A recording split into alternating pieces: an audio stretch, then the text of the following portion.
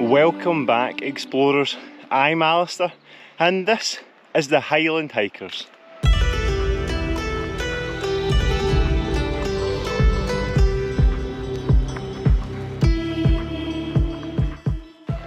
Thank you for joining me on another hike. I am out on my own today, bagging another 2 Munros, hopefully.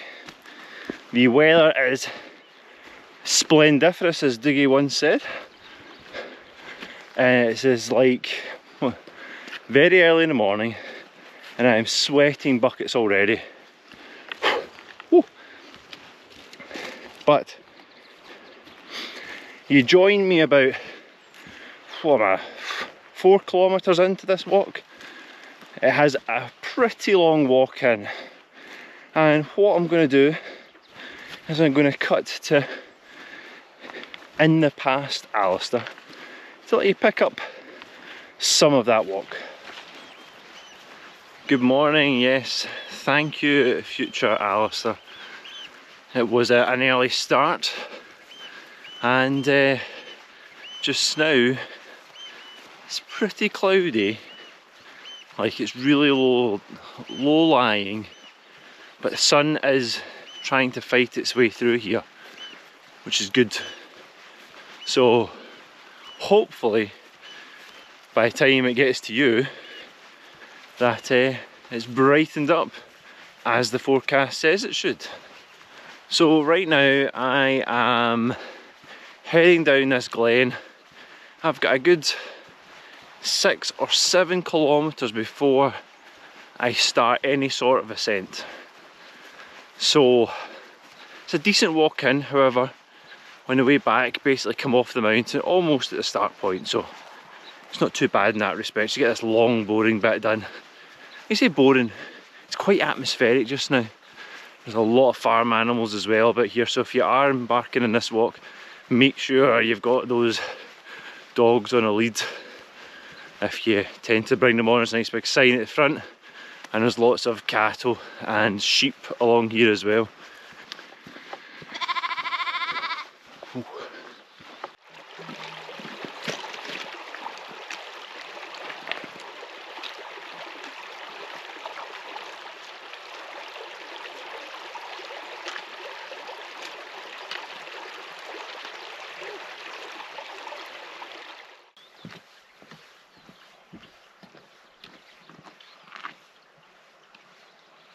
So one other thing about this walk, there are quite a few rivers to ford. It has been very dry, so the rivers should not be in spate, and we'll see. But I have a decision coming up where I either take the north side of the river and then have to ford the river, and the walk description also says that the bridge at the other end is no longer there, it's gone. So you have to ford it somewhere. Or you can stay on the south side of the river. Now the problem with that is that the north side has a proper track, you know, like a 4x4 track. Whereas the south side doesn't.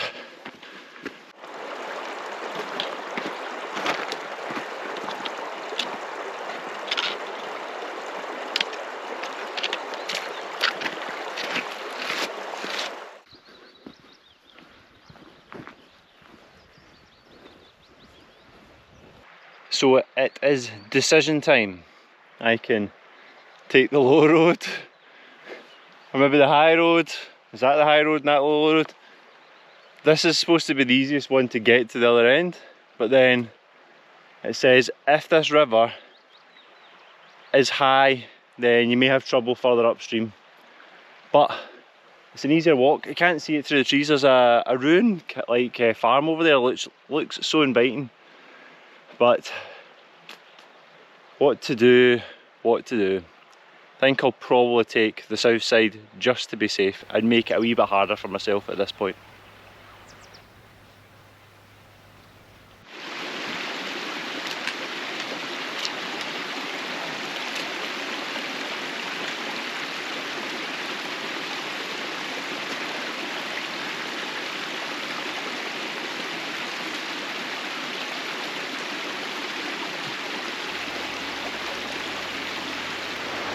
So I have reached the point where there used to be a bridge and is marked as the kind of crossing point on the route. So you can see what's left, and there's absolutely nothing left. There's no bridge at all, as is described. But the river looks extremely fordable here, and I wish I had gone the other path now. So, if that's your point of choosing, the river at the western end looks like this.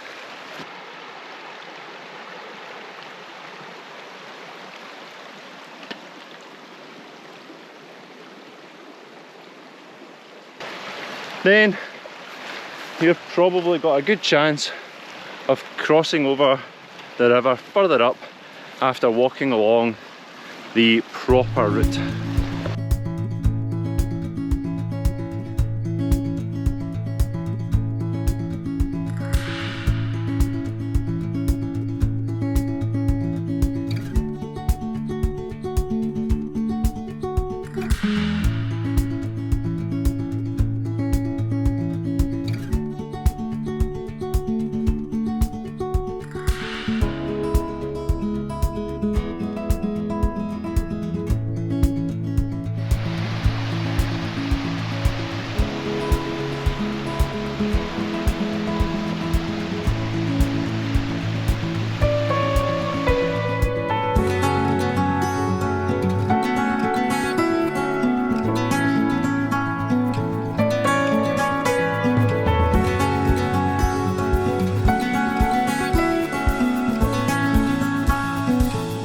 Yes, I've made it to this small loching and this absolutely wall of a mountain behind me. The summit I'm heading to is pretty much just up and over there, but I've got to go round this way. Oh, excuse the sunlight. That, you know, heading straight up into the sun's not going to be too pleasant, but yeah, I'm heading that way. I've got about another 300 to 400 metres of ascent to get there, but I thought I'd stop at this wee bit. This is called Beinn Achaladair, I believe. So there's a wee clue as to where I am. There is still a good bit of kind of cloud, fog just clinging to the side of the mountain, so views that way aren't the greatest, but I've seen glimpses of where I'm going, and pretty sure those mountain tops will be well above any of that fluffy wee cloud that's clinging to the sides.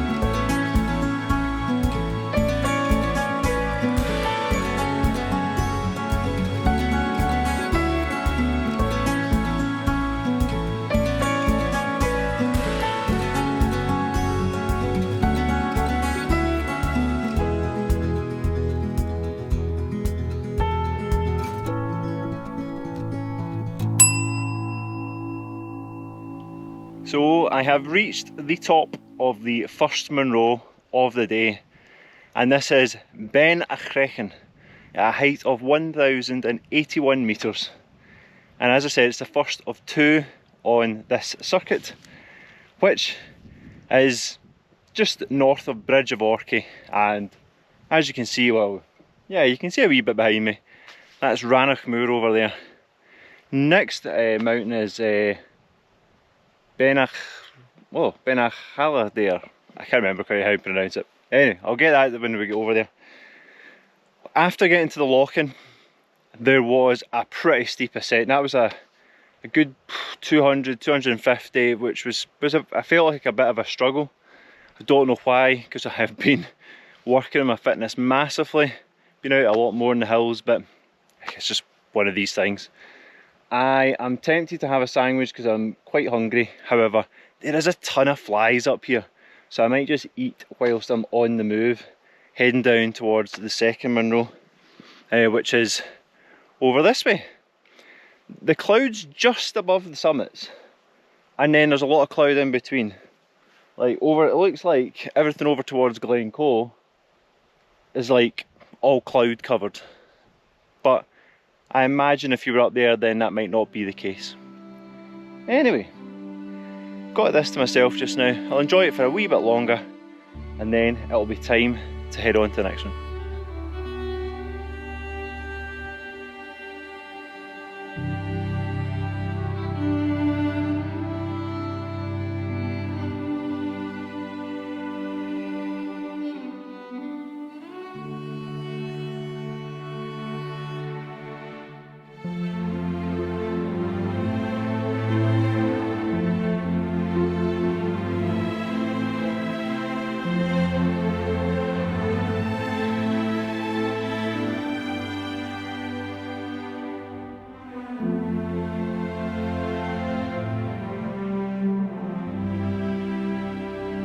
So I've made it down off the first summit, now heading over to the second one, and the path just sits behind the top of the ridge.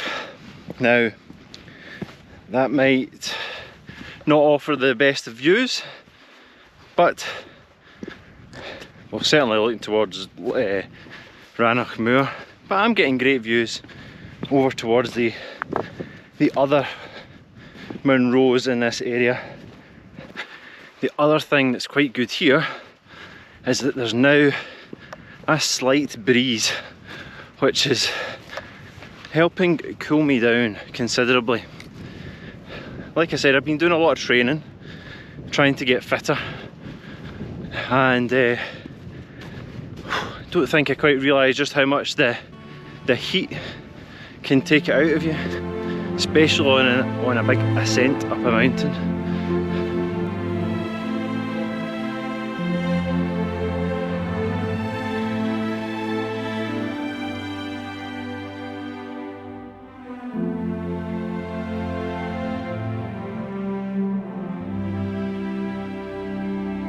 Some of the clouds have lifted over towards Glencoe and can see, treated to a good view of the Buachaille from here. There is a reason that that is the most photographed mountain in Scotland. It is spectacular. Yes. And all the way across Rannoch Moor now, where we used to have cloud not too long ago.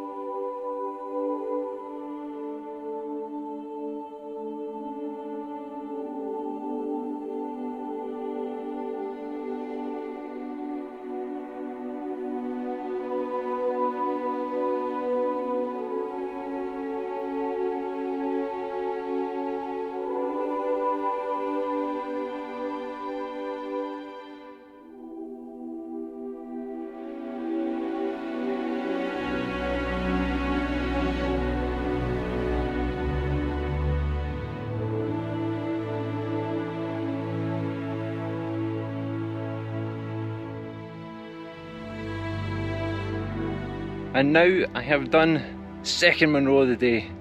I'm absolutely amazing, but I'm absolutely blown at my arse.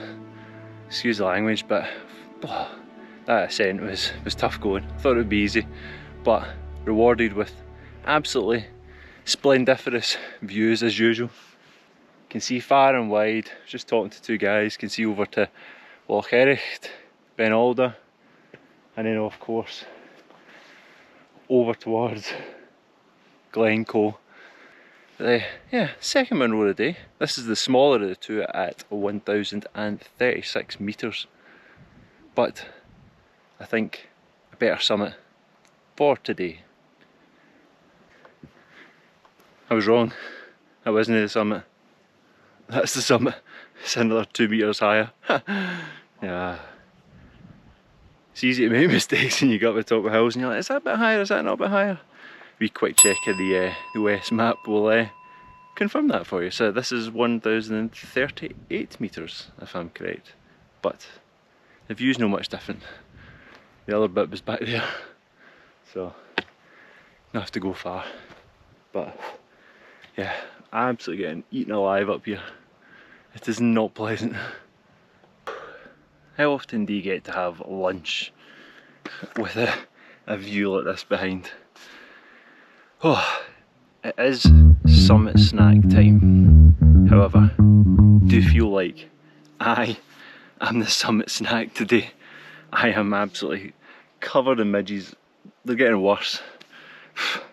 So I'm not going to stick about too long. My summit snack that I'm hoping to eat today is 2 cream slices. They are significantly melted. I'm not going to open it just yet. I'm going to have to open this and walk to hopefully stop the midges taking their fair share of it as well.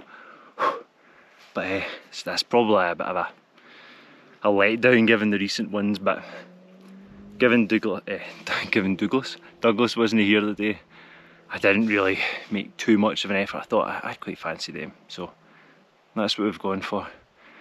Oh, from here, heading further west, round the ridge, and then it's a straight ascent, or straight descent, back down to the car, which you can probably see down there. Where is it? Yeah! Car park all the way down there. There you go.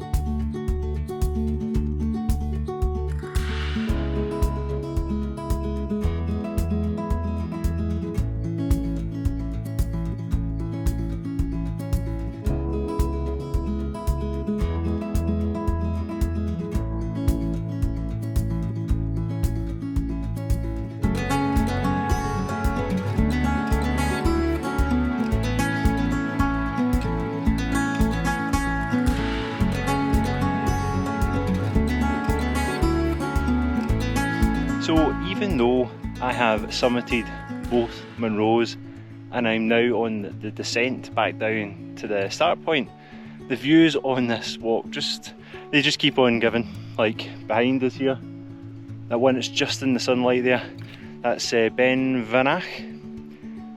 I think you do that as a solitary one. It's a bit of a walk in, a long walk.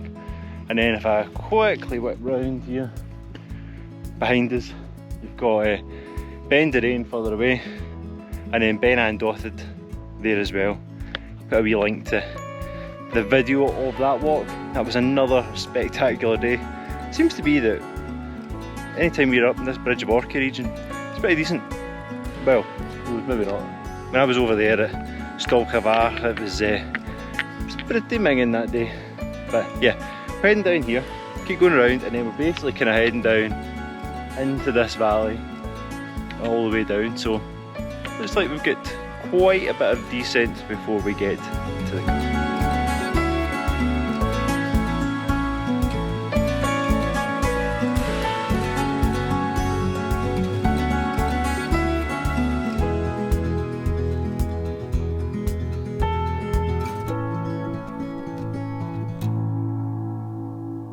So I have made it off the kind of summit ridge, and I'm now in this glen just between Beinn Achaladair and Beinn.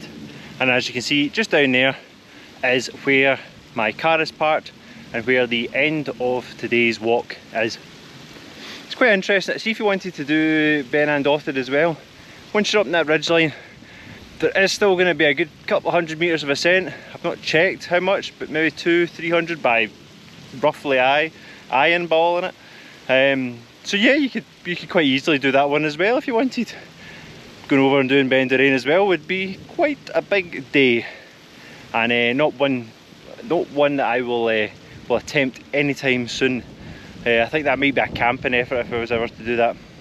But it has been an absolute scorcher. I am roasting.